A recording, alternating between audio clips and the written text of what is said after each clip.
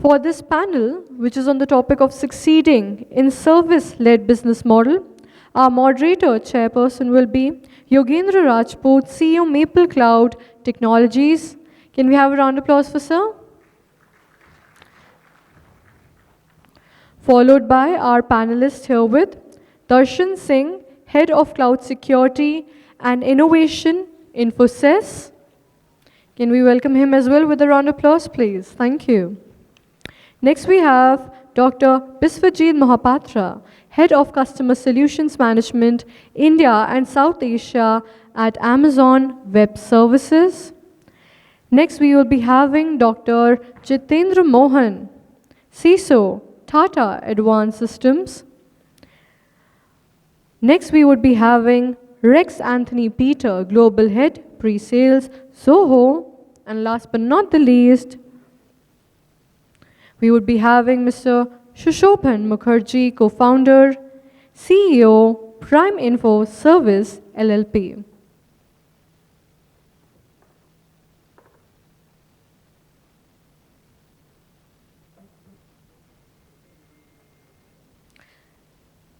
All right, in the meantime, as the table arrangement is being sorted out here, I do have a fun question for all of you. Let's see who's able to answer it. So we all are from tech background, I think, and this question will be very, very easy. So the question here is, can anybody tell me the name of that tech brand, big brand, whose original name was Backrub? Who can tell me the answer? Just raise your hand. Backrub was the original name of which tech giant brand? Any idea? अरे सोचो यार. Facebook तुक्का है, but नहीं, that's not the answer. Think harder. Backtables. Backrub is the original name of which tech brand? Any idea? Sir ने हाथ उठाया बिल्कुल लास्ट वाले टेबल पे है सर आ रहे हो we are coming sir also please introduce yourself first I am Arnav from AppTide Solutions. Okay. And the answer is? Google. Google! तालियां हो जाए यार इनके लिए. That is actually the correct answer. Superb. So now that our panel table arrangement has been sorted out, I would request the panelists once again to diligently please join us here on the stage.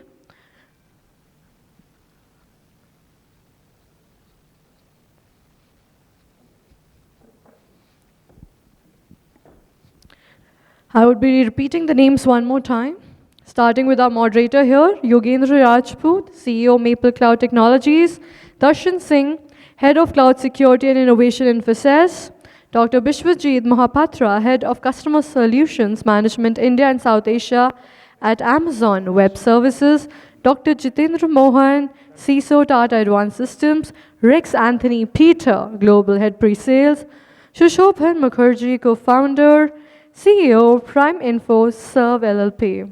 Can we give a round of applause for our panelists here? Thank you so much. I would request the moderator kindly take the lead on this one. Thank you. Hello. So thank you so much. Yeah, can you hear me? Okay, great. So first of all, I would like to welcome all the panelists and getting out time from their busy schedule to discuss very important topic, which is very essential for the business. And of course, there are a lot of opportunity in the industry, which is required more focus. And we have seen that more and more customers are looking for the managed services. And this is not just started, it's been a while. I mean, which organizations are not even in India, but outside India promoting the managed services. But the trend is growing here in India as well. And I would like to ask Mr. Rex to just put his point of view. What do you think the specific value offered to the customer in terms of the managed services and the problems which you are solving for them, and how the services differentiate itself from the competitor? A very good evening to everyone. So as he said, managed service segment is actually quite popular, getting popular in India. So we have been seeing, since I'm taking care of the global sector in Zoho, so I've seen a lot of MSPs growing in Europe, Australia, and US as well. Okay. So if you look into the what he has asked, right? So one of the What is the value you offer to your customer? okay. That is one. Second, how to solve that. So probably first answer I'll let you know. Okay, what is the value we had? So we are exhibiting one of our products called Site 24/7. Okay, so that's actually offering a multi-tenancy for managing your customers, right? So one of the key value in our solution is kind of an one-stop solution where, when I visit a customer, most of the time I would see that, the end customer, I see that they use 10 different solutions actually. Okay, one for monitoring a server, one for network, okay, like medium and large, I see 10 different solutions. So down the line, and whenever there is a kind of a problem, for them to kind of resolve, like we call this as MTTR, mean time to repair, was pretty much higher side, okay. So eventually, our product, like Site 24/7, we started like 15 years before, okay. We started with the web monitoring, and slowly now, based on the customer's requirement, we saw that, okay, for them to solve each problem, 10 different solutions, and for them to narrow down, it's actually taking much time. So the core value, what we are trying to solve here is provide them one-stop solution for the customers, and much easier for them to solve the problems, when there is an issue. How is the differentiate from your competitor? How you see yourself that you are very competitive from your competitor? Okay. So in the industry-wise, if you look into, now each country, they're having their own compliance, own laws coming up, right? Like GDPR. In India, we are coming up with a lot of laws. So our product now is built completely in India. We have a data center here to serve our customers here, like BFSI or healthcare. So we have a dedicated data center here, and competition-wise, like other products, they are into various other data centers across the globe. But here we are tailored completely for Indian market, and also the features-wise, we are very competitive, okay, to all the big guys. Then we are very price sensitive, so we are very cost effective. So it's not kind of like robots or something. So it's simplified for us. So we try to provide them with the best solution at a very cost-effective price. And how you see the market here in India? In terms of the services which you are offering. So how you see the growth in next maybe 5 years? Okay, the growth comparatively, since I'm looking to the global sector, so growth here in India has actually grown 10x, and I'm seeing it's going to grow more than that. Right?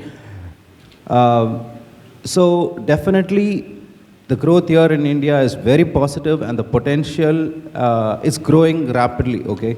So we are investing a lot in India and for our customers, and we are quite busy right now with Indian clients. So I'm seeing wonderful growth, yeah. Okay, thank you. So I have next question with Mr. Darshan Singh. So what is the key activity necessary to deliver your services, which you see in the industry? And what kind of resources you require to deliver that? And how you see the resources which are available in the industry? Thanks.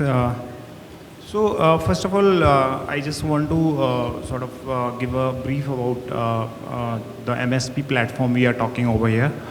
As an Infosys cybersecurity practice, we had been walking into the enterprise segment with the Fortune 1000 or Fortune 2000 customers. But we felt a need to cater the MSME market, and that's why we launched our service, a platform-led service for G20K. That means 20,000 global 20,000 customers, which are into MSME. So from the perspective of the value adds, the experience we have gained through the platform called CyberNext platform, which is a modular platform. It's not a platform only focused on a particular service like SOC. It has multiple modules, including SOC, including vulnerability management, managed threat hunting services, and also CISO dashboard, etc. And all that knowledge and context from the enterprise segment we are bringing to the MSME segment.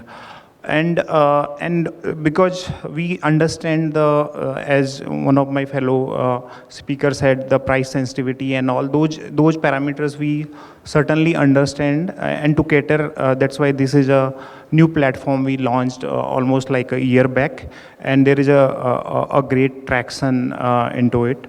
In terms of what all key parameters, or what all key things you need to bring this up. So I think one of the very important part in cyber domain is to understand the requirement very clearly.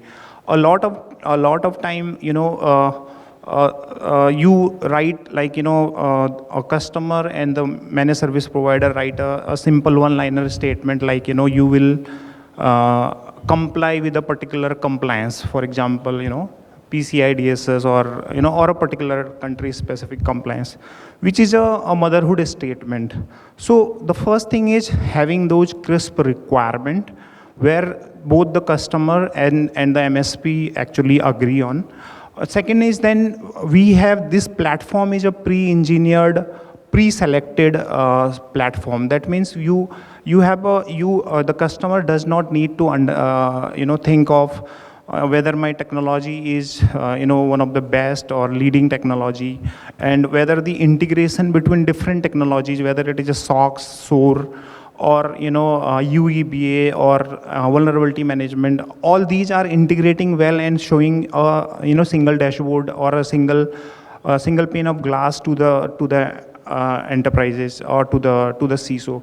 So those things are already taken care of. So starting from requirement, then we are there are SOPs, or there are the way we deliver those technologies in a very accelerated manner, so that it is kind of a plugging into customers environment within more than it doesn't take even months. Actually it can be done in a week's time.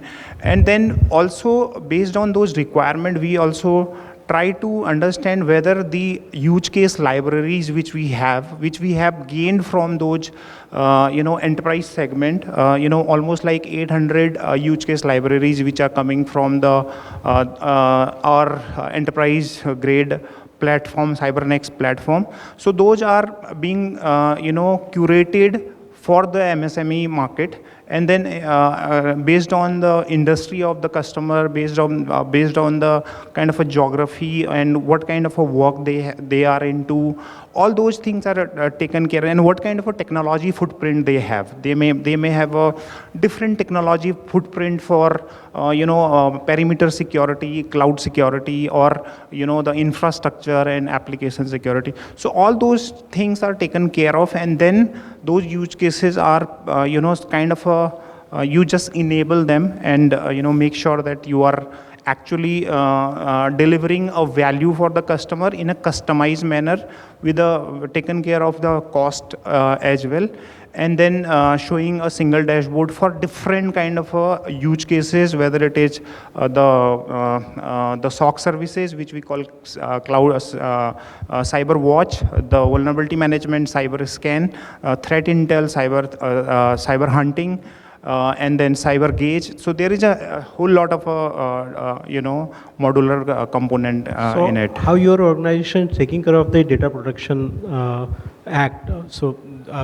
Because since Infosys is working globally, GDPR is there, and data protection bill is gonna be a table in this session, right? So how your organization are prepared to take care of that kind of initiatives? I think that question is very relevant for all of us cyber professionals. I think if you ask anybody in the cyber domain, the first thing from a data protection perspective, one of the law which came in GDPR, obviously that was a pioneer in that area. And then obviously there were other laws always being there, industry specific, like payment card industry specific, or health card, PCI DSS or HIPAA, etc. So one of the thing which is emerging from these laws are the data localization, right? How do you ensure that the data is not, the data sovereignty, data is not moving out of the country or a particular a boundary of so we have that extensive experience to deliver GDPR projects or GDPR engagement with customers, and that again, that experience we are going to use for the Indian market for data protection as well.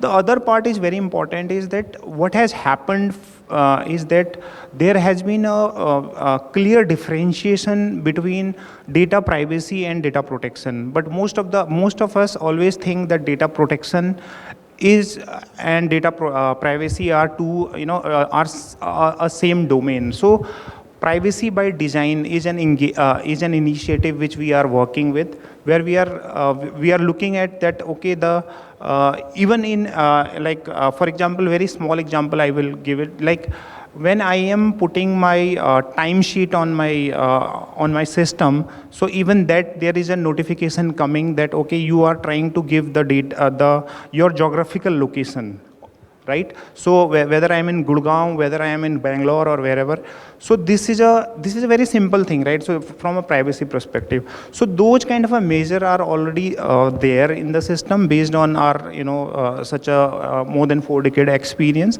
and that's what we are going to leverage for data protection law as well. Thank you. I would ask this question to Dr. Biswajit. Since Amazon is also I'm not sure whether they have their local data center here in India. So how they are tackling this kind of issues? Because government is also pushing a lot of regulation to not to go the data from outside India. So how your organization is going to make sure that you have data localization and fulfill those regulation requirements? Yeah. So good question, and first of all, thank you very much, and good afternoon to all of you guys. Coming back to the point, Amazon does have their what we call as regions in India. We opened one of the regions several years back in Mumbai, and of late, 22nd November, we also added our additional region, which was a $3.4 billion investment in Hyderabad, actually, right? So coming back to the question of how we are taking care of the data privacy stuffs, right? So first of all, we need to really understand the bigger spectrum of data security before we even get into the GDPR or data security things, right? I think gone those days where people were thinking about probably 10 years back, cloud is secured or not, or cloud is really, can I put my data in somebody's house and sleep happily in the night, right? I think we have come a long way. If I talk about AWS today, almost 80% of the banks in India runs on AWS cloud. All insurance companies that operate out of India are on AWS cloud, basically, right? So we have a mechanism to really look at how exactly data moves between different entities before that gets stored, right? Starting from the customer organization, what you do when data is on rest, when data is in transit, right? So those are the security and cryptographic principles that AWS cloud strongly adhere to, point number one. Point number two is basically it's a joint responsibility between customer as well as the cloud service providers, because it's a shared responsibility the way we put at it, right? So of course AWS, the cloud that AWS provides is secured, but there are a lot of things that also needs to be done at the other side, right? Am I patching my systems that's interacting with the cloud data regularly based on the need, or am I really applying multi-factor authentication when I'm accessing the data? So those are the things really need to be taken care of. And coming back to the overall compliance part of India government standpoint, and personally, I am also representing the overall India government's initiative of Zero Trust Security architecture, right? So we do comply, and there are a lot of audits and other stuffs that goes on to comply that. We comply to the overall data security practices and GDPR practices. So cryptography plus the compliance. plus handling data all across during the transition process are the key practices that we follow in AWS to ensure that we are taking care of the data security. And what in AWS we strongly believe that, which Adam Selipsky, who is CEO of AWS, says, we all at AWS strongly believe that security is job zero at AWS. If you do not secure your customers' data, you don't have any role within the industry and in the world as well, right? Yeah. That's really, good point, because the customer first, and the security of the customer data is the top priority. Thank you so much, Dr. Biswis. So I'm coming to Dr. Jitendra. So Dr. Jitendra, how you make sure the quality of services which you are providing to your customer? What kind of mechanism you have to basically deal the compliance or the quality of your services which you are providing to customers? Yeah, thank you so much. So quality of service, when we talk about service, we know the product is tangible and service is intangible. So very, very important. So it is experience. When you talk about service, it is all experience, and any touch point with the organization, like ours, when we offer any services or managed services offering for that matter, the frontline team which is there, they need to give the good experience to the basically the end user, which is our customers which are there. So one of the foremost thing which we ensure that the software aspect of the service delivery, of course we can put all the tools and process in place, but until it is a good experience with the customer, they don't perceive it as a good quality of service. Of course it is backed up by the SLAs and the other contractual obligations which are there. So one of the idea which we pursue within our organization, which I think most of the organization does it, the continuous improvement. So what can we do better the next day, okay, in terms of what value add we can provide to our customers? That is one thing which is there. We also run a campaign like New Idea, More Value, in the sense that they need to bring out the team has to bring out new idea, because when you work with a customer, you understand their processes, you understand how they work basically, and the kind of industry they work. For example, if it is in the industry of the banking, there's new regulation which is coming up. Like in India now, certain has come out with the 6 hours, basically regulation that you need to report the incident. So can we empower our customers? We tell them that this is an incident, whether you want to take this responsibility or we take the responsibility. So the team is basically geared up. They are continuously basically encouraged to learn first, and second also to give the new idea on the processes, tools, or any other process which have been there. And then we put, this is basically a structured process within the organization. We call it New Idea, More Value, how can you get more value? And then we also try to basically quantify that value, because until unless you don't quantify the value, it doesn't result anything else. So I think in our setup, the way we basically proceed is basically, one, the continuous improvement. And the important piece also, we focus on the service recovery also. I think all of us know that when you are in the service business, there are bound to be transactions which are going to get bad some point of a time, okay, because based on the people. And you can train people to a certain extent, and there will be some issues there. So how to recover the services? So there is a very robust process that if there's something go wrong, how to recover that service for that matter, with the customer as well as the internal other process which you do that thing. So these are some few things which we do with us. So Dr. Jitendra, Tata Advance is working very much into the government and defense sector. So how you manage the escalation from because that is the national security, which sometimes you might be having the sleepless night because the incident might happen. So how you manage that kind of escalations? Good point. So of course, we primarily work in the defense sector for that matter, and now I think getting to other sectors also, that is a separate issue.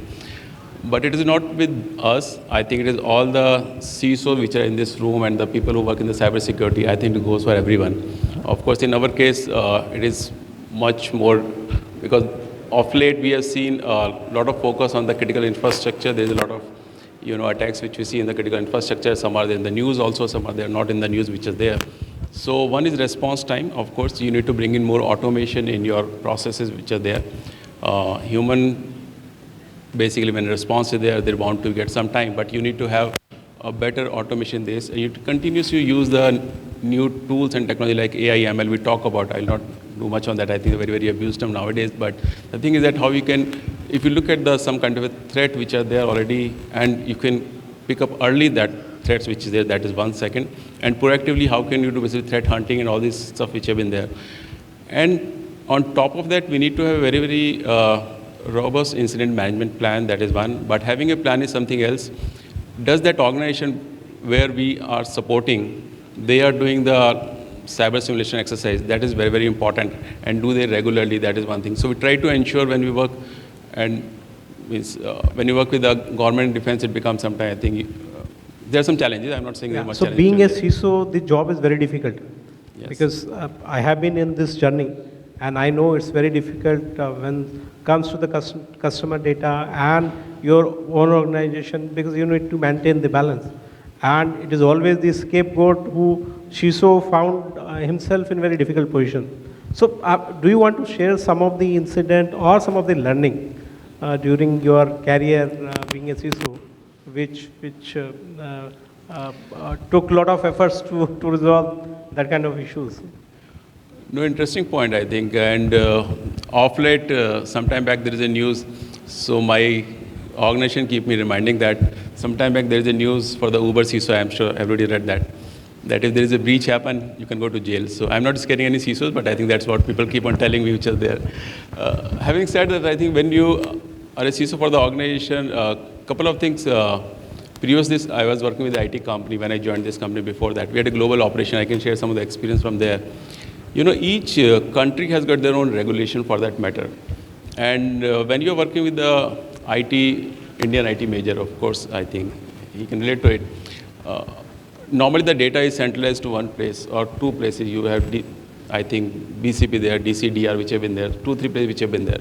But the incident may happen to a country which has recently started the business, and you do not know the implication there. So there are incidents which are there, something like that.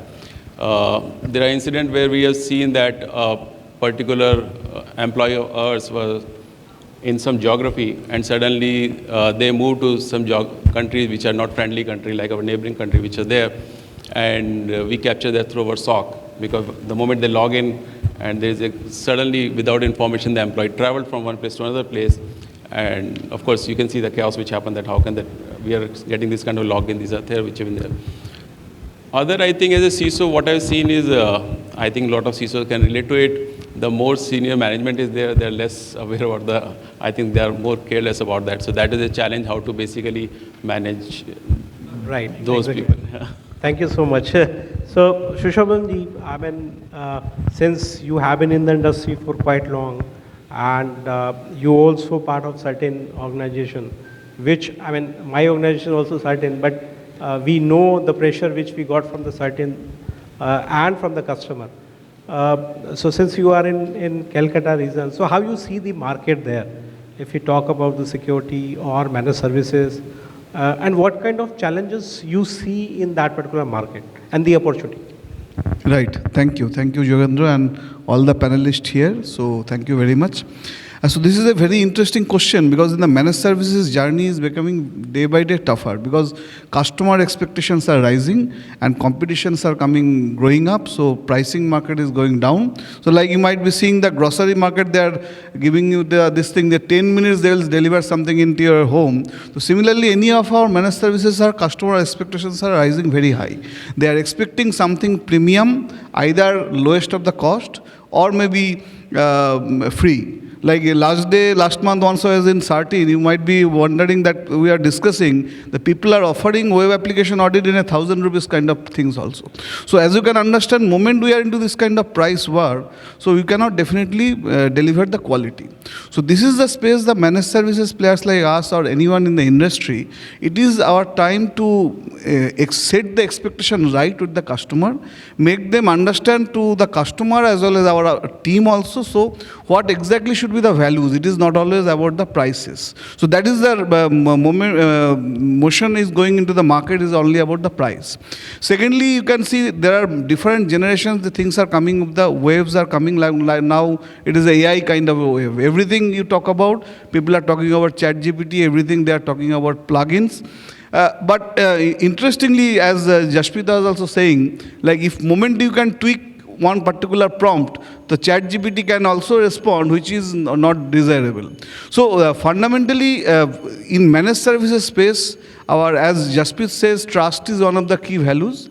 The next should be customer centricity. There should be also a human touch, because AI, if I think about, like say, you are all talking about Sophia, so we are all thinking about that Sophia will be able to answer everything because she can even perform all the emotions, but she has programmed to do that, but she cannot feel it. So you and me, we are not Sophia. So moment we can establish that human touch with our customers, some kind of customer satisfaction to customer delight kind of journey, we can actually control the market. That should be the mission for all the managed services provided here, so that the challenges we are talking about, it is actually not the challenges, this is actually the spoiling the kind of market where no one can actually deliver the values. So it is the responsibility for all of us put together to set the expectation right and set the journey forward so that we can deliver the right set of customer services.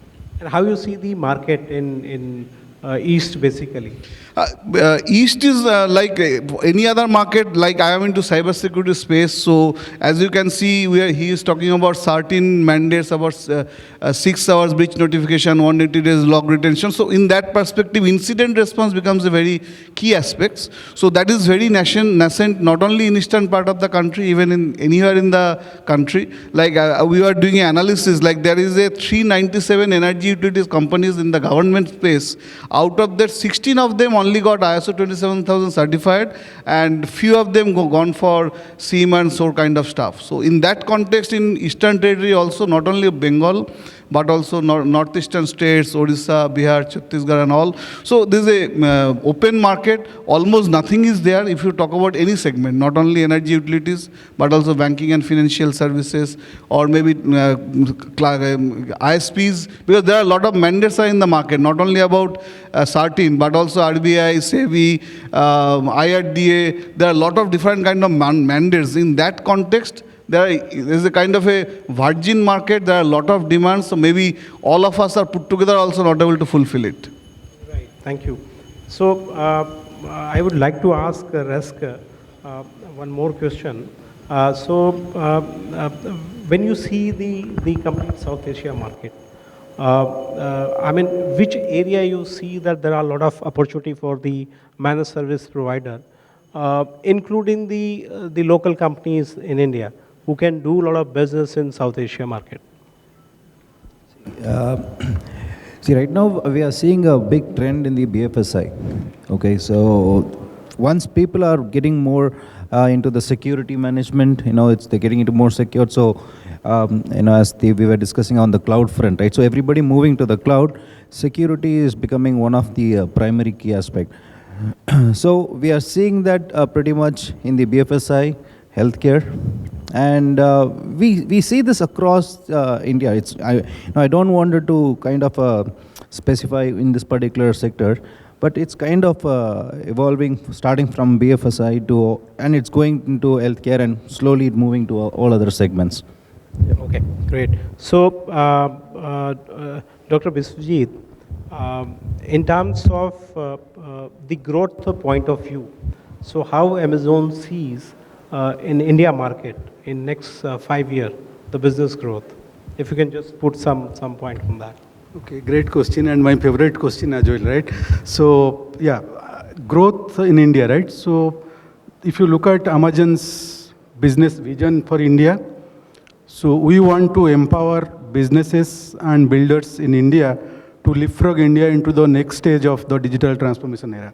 So that's the mission that we are trying to drive at AWS, right? If you look at our decade-long story in India, and I was talking about whether we launched the Bombay region or we launched certain satellite regions in Chennai or the Hyderabad region, that's huge investment that AWS has planned for in India to accelerate the digital transformation journey in India, basically, right?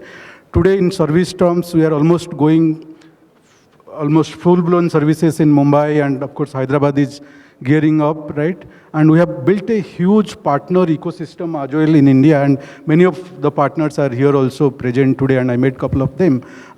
So leveraging the entire partner ecosystem, and then the digital literacy program that government is trying to do, whether it's organizations, whether it's enterprises or educational institutes, we are heavily into enabling people on cloud technologies and cloud services so that we all are prepared to leapfrog into the next step, basically, right? and if you really look at, and I was amazed to talk about some of the cloud stories basically, right? And as we all know, cloud is the foundation technology for anything and everything we do today, right? Whether, let's say, talk about some of the industries, right? Whether it's getting the weather data or meteorological predictions, right? So, many of the Government of India initiatives are running on AWS cloud there, right?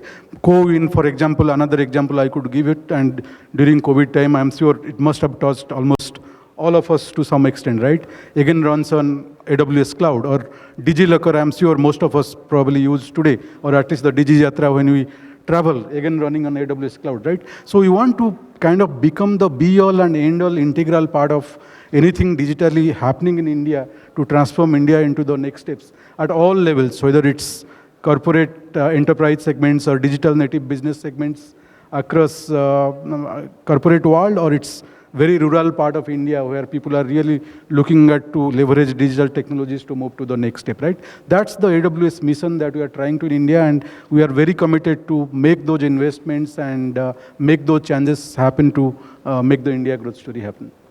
Thank you. So I have next question for Mr. Darshan. So how you see the channel business, and what is the importance for a channel business for a company like Infosys? Yeah, I think, as I said, this is like when we are going into the MSME market, so without channel business, I think it cannot work actually, and that's what we are also embarking on this area actually. So not only the channel business, but I think the digital mediums through which just for a not in a cyber space, but normally I see a lot of people are doing shopping through Instagram, where they are seeing there is a brand which is being liked by so many people and have the reviews, etc. And then, so I think what I see is, these are complementing each other, the social media and digital media and the channel business, and certainly these the kind of penetration they have for the MSME market, I think nobody can beat that. That's what I feel, Yogendra. Yeah. Great, thank you. I think it was a lovely panel discussion, and hope the audience will get a lot of knowledge on your point of view. And thank you so much for your time coming here and discussing the managed services importance in the industry. Thank you so much. Thank you.